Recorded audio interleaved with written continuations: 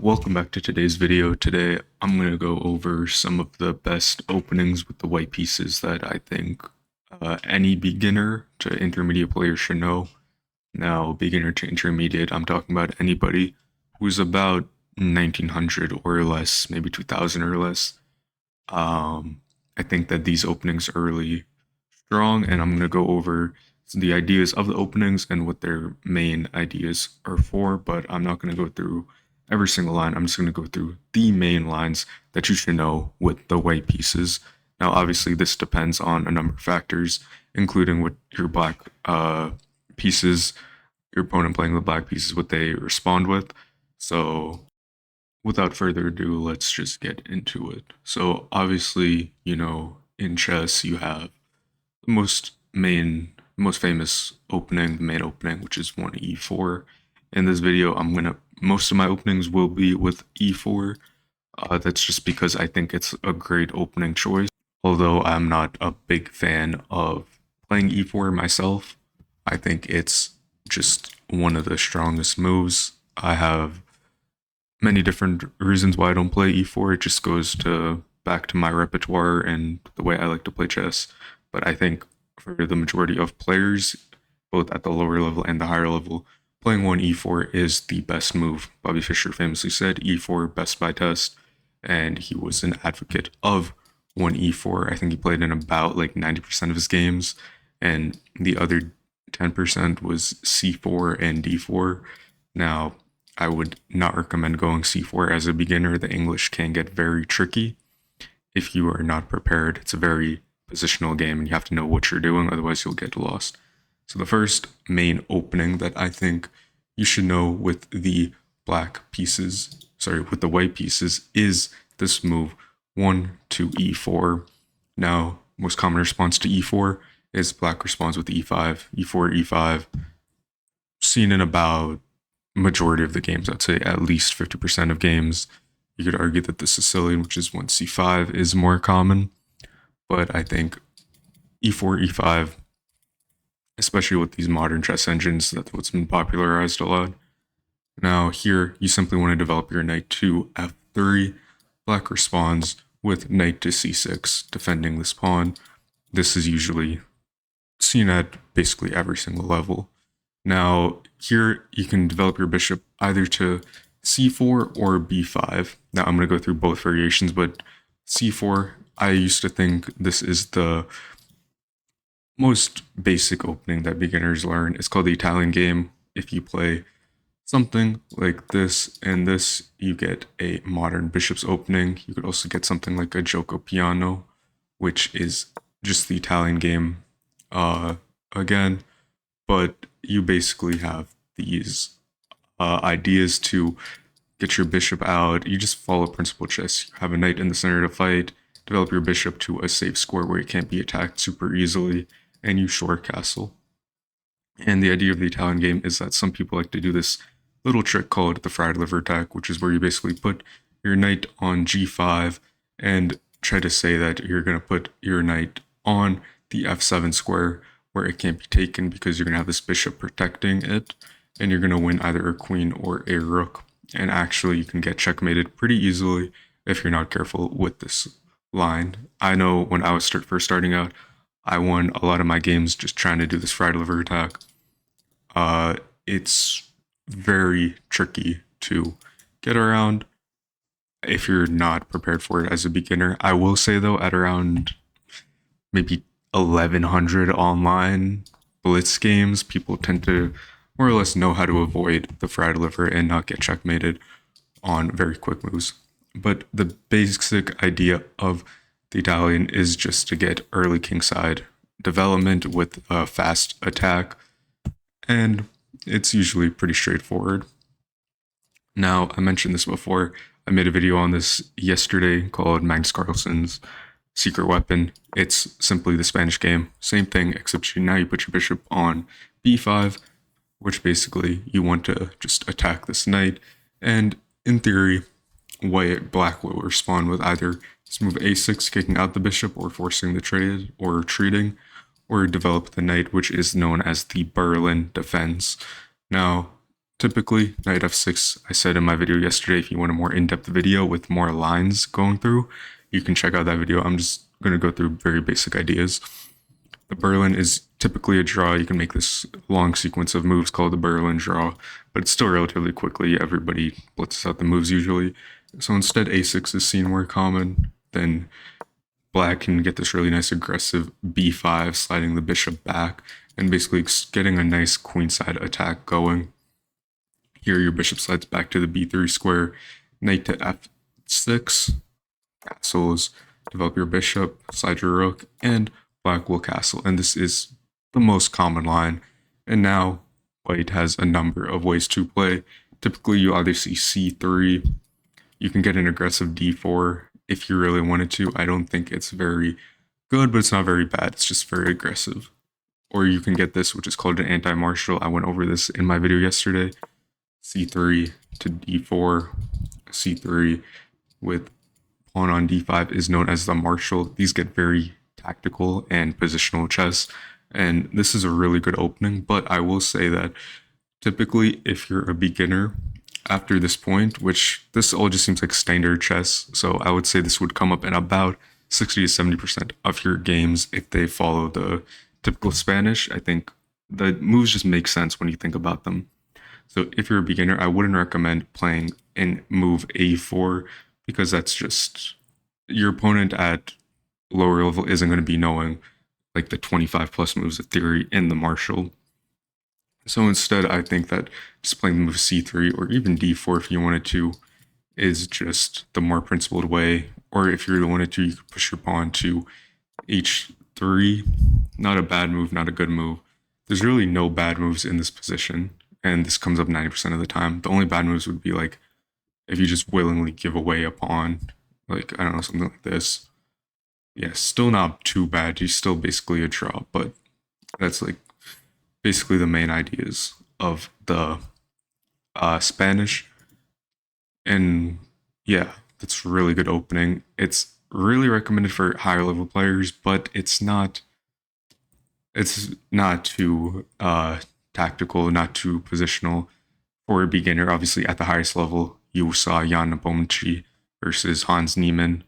You saw how that went out. Jan just slaughtered Hans because he knew the game more. And that's how these long games happen. Now, the next opening that I'm going to go over is very simple. I'm just going to get a new board going because it's different move. You're just going to get, and we went over e4. Now we're just going to go over d4. Very simple. I would not recommend a d4 opening as a beginner.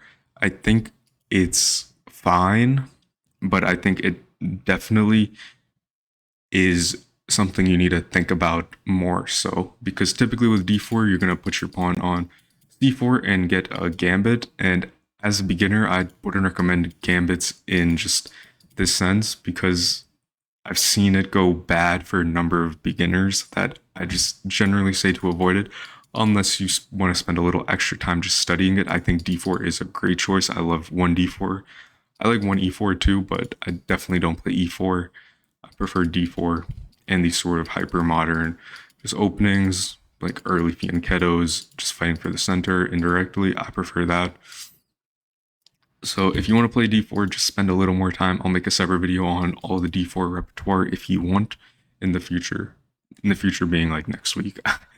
So anyways, you play this move d4, and black simply has a number of ways to respond. The most common response is knight to f6 or d5. Or you can play this move e6, which is called the Horwitz defense, which your idea is just you want to put your pawn on d4, but you just want to switch up the move order a little bit. So I'm just going to go through what I think. It really doesn't matter which moves your opponent blitzes out here. It's going to be the same thing. You could get this, which is called an Old Benoni, but generally at the lower level, I don't think your opponent will play this. It's the Old Benoni computers have sort of killed off, but it's a great opening choice for the black pieces, but your opponent just won't do it because it just doesn't make sense in their brain unless they mouse up. So you'll be fine if you just follow the basic chess principles, and just develop fight for the center, get a nice attack going on their king side, because They push their c pawn. I highly doubt a beginner will long castle into danger, considering your king will be exposed on the c file. Now, anyways, after d4, we can get this move d5. Now, typically, Queen's Gambit, you want to push the pawn to c4. That just is the Queen's Gambit. And now black has a number of ways. You can either take it, decline it, in a number of ways. I think if you take it, typically what you want to do after take is just push your other pawn to e4. Obviously, black can't take back here because you will lose your queen. Now black simply has this move e5 or knight to c6 or knight to f6. Now, I think modern theory suggests that e5 is the best move, and after e5, you simply just want to go knight to f3, simply saying that if you take, I will take back. Now here, black will typically go with bishop check, knight to c3, if takes, takes, and you're actually just winning because you have this nice healthy center, and black doesn't have a d-pawn, and no development. You have a knight developed, you have 3 pawns fighting for the center, and you just have a healthier way of playing. So instead, what black will usually take after you just block this check with the knight is black will simply just take on d4, and you take back with the knight. Here you can take back with the queen, but it's not recommended. It's not recommended because you just do this. After they trade queens, you do this, and sure, you have 2 knights in the center, but this pin is annoying. Obviously, they're never going to take because you just do this, but if they were to take now, let's say, you still have an advantage as a white piece, but this looks just ugly, especially as a beginner. You have this isolated c-pawn, you're not castled yet. You will need a castle, you have no development really. You can try to take on c4 eventually, but if they just play something like, I don't know, bishop d7, then sure, you can try to take it, but you're just going to get pushed out, and you're just going to get a bunch of pieces thrown at you. So instead, this is very common. I would say this will come up in at least 50% of your games, just as move order, which basically just if they accept it. Now, here instead, if you do the gambit and they decide to decline it with either e6 or knight to f6, knight to f6 is not, computer doesn't like it because you get sort of Grunfeld positions. So basically the Grunfeld, I think this is a Neo-Grunfeld, Anglo-Grunfeld, same thing. But this is basically the idea of the Grunfeld. You 100% will not see this as a beginner. Maybe intermediate, you see it, but chances are it's just somebody who watched a YouTube short and does not understand the full ideas. You are significantly better with white pieces at the lower level if they play Grunfeld. I love the Grunfeld, but I don't think it's playable at the lower level. So just follow simple chess principle again and you'll win. So instead, if they decline it and they play this move e6, you simply just knight to f3, and you're going to want to get a very nice sort of very aggressive, just try to fianchetto your bishop and develop with support on your c-pawn. This is very common at all levels, I feel like.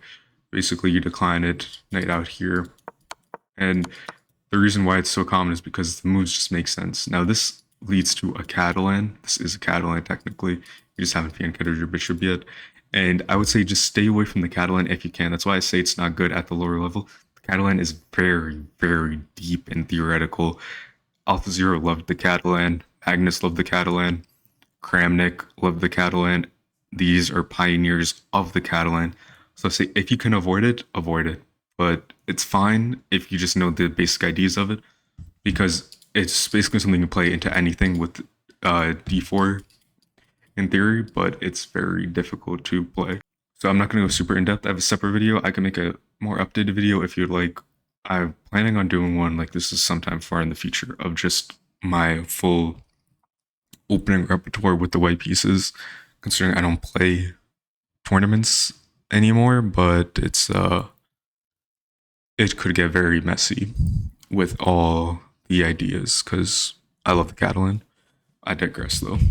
So instead, you actually have this another idea. If they decline it, they can decline it with this move here, which is the Slav, and this is what we call a Caro-Kann fiend.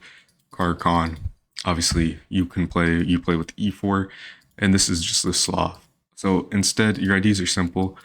Knight to f3. If they take, it's just a late Queen's Gambit accepted, except now you have your pawn on c3. But if they take, you just play e3 with ideas of targeting this pawn with your bishop. They're going to play b5 to defend it, so instead you play a4.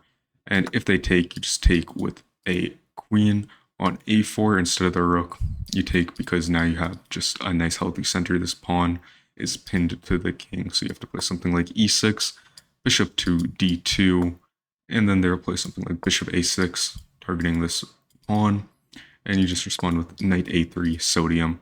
And if they take, which is a terrible move, you can take back a number of ways, although this move is not recommended. It's not recommended because it's not the best way to take back. So queen takes is the best move. Cutting off short castling, that's why you want to take this way. But as I said before, this is just a late Slav if they accept it. After knight to f3, you should always play knight to f3 after they play the Slav. Typically, you'll see something like knight to f6, then knight to c3 with ideas of just protecting your e4 square, putting pressure on this e5 square, which is very nice because after you do this, they'll simply try to protect it and they get this nice triangle defense, stonewall, whatever you want to call it. Actually, I feel like the stonewall might be inversed. Could be wrong though. But after this, you simply just play bishop to g5. They play bishop to d7 with the b, just protecting it because it's pinned otherwise on the queen and you can't fall back without ruining your kingside pawn structure. And now after this, you have a number of ways to play with the white pieces, but it's always recommended to play e3 here. Anything you can do to support your center at the beginner level will win you the game. At the beginner level, you should not be playing these hyper-modern openings. You should follow basic chess principle, classical prince chessable, which is just fighting for the center, taking space in the center, damaging your opponent's pawn structure. That's what you need at the beginner level to really reach the next step. Once you get to past 2000, then you can start thinking about ideas like the Grunfeld, these sort of hyper-modern openings. Anyways, back to our e4 board. Your other basic idea that you should play, best opening, actually Levy Rozman is a big fan of this Gotham Chess.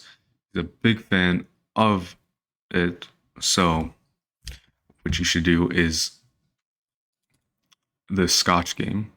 We went over this before. The Scotch game is very simple. It's e4, e5, knight to f3, knight to c6, and now what you play is you play this move d4. Very simple, the Scotch. And the idea is just that after e takes, you're going to take back with the knight here, and now you just have a nice healthy queen. Obviously, they teach you at the beginner level not to bring out your queens early, but think about this, you have just a bunch of ways to develop early now. You have a pawn in the center, they're missing a pawn, and you have ideas to short castle. Very simple idea. Now, obviously, you just develop and you fight, and you'll eventually win. I'm not a big fan of the Scotch. I think it just is an ugly idea, but it's very good for beginners or even just pure tactical players, and it's very not that theoretical. Now, there's another basic e4 thing that you should know. That's called the Vienna. The Vienna is basically after e4, e5. Instead of putting your knight on f3, you put your knight on c3. Here, they develop their knight the opposite way to attack. Very just inversed, Spanish, Italian. And now you just respond with this move. Pawn to f4. Computer doesn't like it. Trust me, it's good at the beginner level. It's good because you just get a very nice healthy attack. If they take, you just push this and you're just going to get a nice attack on the king side going. They have to undevelop their knight. And now you just play knight to f3 and you just have two knights while they only have nothing developed. They have a pawn that's not even in the center anymore. That's how you win at early beginner chess. Now, these aren't all the openings with the white pieces that you can do. I'm just going to go over two other ones that you should play, different variations. If you play e4 and they respond with the Caro-Kann c6, I went over another video of this. Just very simply play d4. If they go here, instead of taking or pushing, I like knight to c3. It's very modern theory. This is mainline theory now. D takes, e takes with the knight, and they play this move bishop to f5, simply attacking this knight, and you just put knight to g3. sorry, knight to g3, not knight to f3. Knight to g3, bishop to g6 with this bishop, and you see now it's just very nice. That's basically what you should play against the Caro-Kann. That's the main line, but obviously if you want to do something like the exchange, I think the exchange makes more sense to me. Once again, I don't play e4 enough, but I don't like the exchange. I don't like the advanced. I prefer the sort of mainline knight to c3 idea, but very simply, the exchange just makes sense. Very simple, because you basically put a pawn on the center for the black pieces at the expense of having a weakened e file, but black is not having a c file, and you have this easier development with the exchange variation.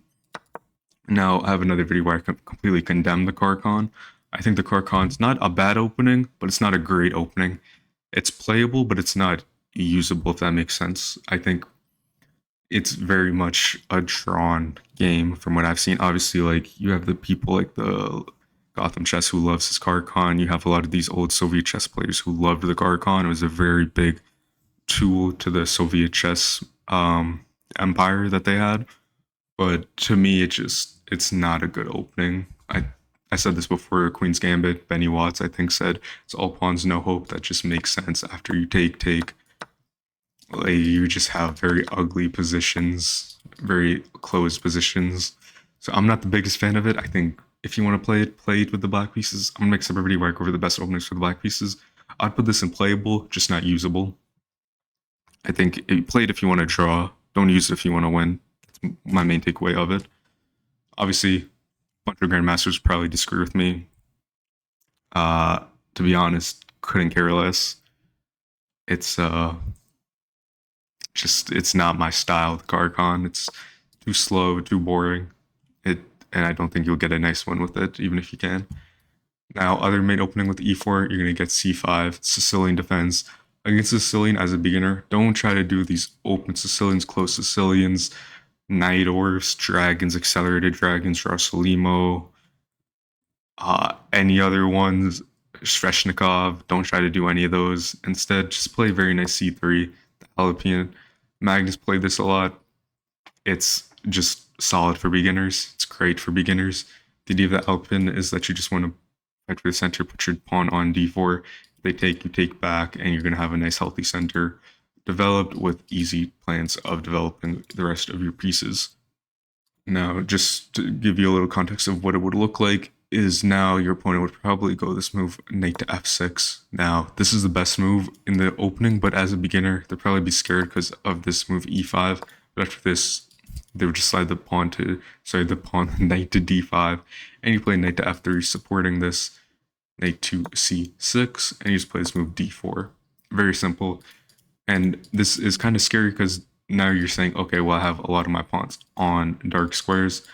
So what you want to try to do is you can try to eventually trade off your dark squared bishop and just replace all the dark square pawns with the dark squares with your pawns. And that's what you do. That's chess 101. Now, another main line that you probably see at the beginner level is because they're be scared of developing the knight this way. They probably do knight to c6, in which case, just play d4. Now, if they take, that's a very bad move because you take back with the c pawn, and now you just have healthy center, strong center. You're going to push these pawns, poke at the center, kind of like poking a bear. Another way that they'll play it is they'll probably just play something like d5 to simply do this, in which case you just do e takes, queen takes, knight to f3 supporting this. If takes, you simply don't win the trade with the black pieces. That's math. Now, these are the best openings with the white pieces. I think that if I were a beginner again, what I would recommend is, I'd recommend the Spanish game, which is the Ruy Lopez, which is just this. Very simple ideas, very like principled ideas. That's what I would recommend. I would also recommend a Queen's Gambit. I love the Queen's Gambit, but if you're not comfortable with it enough, you're gonna get just steamrolled. You need to spend some time studying if you're gonna play d4 openings. or even with e4, what I recommend is just studying up on the Sicilians, because chances are beginners, even though they don't understand the Sicilian, they love to try to play it. It's not recommended for beginners. Gotham Chess also recommends it's not for beginners. If you have like some deep desire, I'd just play the Alpine. Um, Obviously, though, you're going to be playing with white pieces, but this is just general. If you're playing with the black pieces, you're just gonna you're not gonna get a super dominating game, is what I'm trying to say. You don't understand the ideas of the Sicilian enough to utilize them fully. So another idea that I would do with the white is honestly, I think the Spanish all the way. I would put that like S tier for doing like proper rankings. Just very simple, clean ideas. Like even if you take and they take back with the D square, like you just have very nice development, and the moves just make sense. Like after this point, you have no bad options with the white pieces. That's what I would do. This is the martial attack, by the way. I go over this more in depth in my video yesterday, but it sort of fell out of modern chess practice just because it's either super well known or your opponent knows nothing, just gets absolutely blown out of the water. And it fell out of meta in a sense. Right now, the meta at the highest level is just to play these sort of anti martials. Uh, I say meta in the anti martial just because I'm just always thinking of Jan Nepomniachtchi's game against Hans, where he played the this is the anti-martial. It's popularized by Kasparov. Fun fact, but yeah, like you see a lot of these just Morphe defenses where you're closing the position. You see a lot of these very dubious, like even D4. Even after this, you see stuff like just knight to A5. Just very simple ideas. That's why I think not Marshall, Urilupa's best opening at all levels. Just just take a minute to think about your moves before you do it, because like here you could just play like with the waves is just this, and you just lose on the spot. You lose on the spot because you don't have to take it now.